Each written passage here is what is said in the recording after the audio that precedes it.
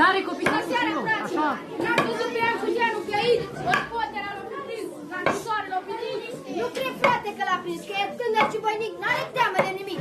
Ah, cât sunt de amărât, mi-aș da întreaga viața mea, mai mă mătănesc scumpul meu iubit.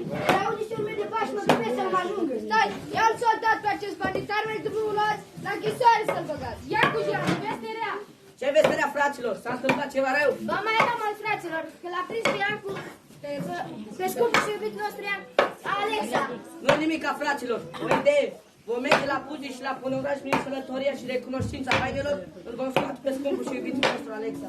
Bravo, bravo, noi plători. Nu-i puișor despre ei. Măcar că noi bani avem, dar mai vesel toți suntem. Și de vesel ce suntem, hai și un cântec să cântăm.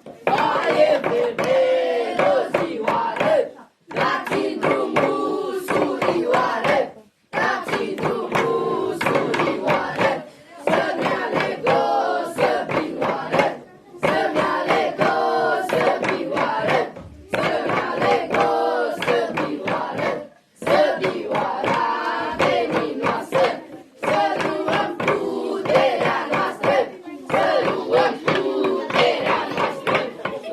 Părinte Sfinția ta, ia zi-te pe Pravila, dezleagă treaca mea, să fac cruce, să mă închin și să scap de acest păgânt. Te-ai dezlegat, fiule, te-ai dezlegat.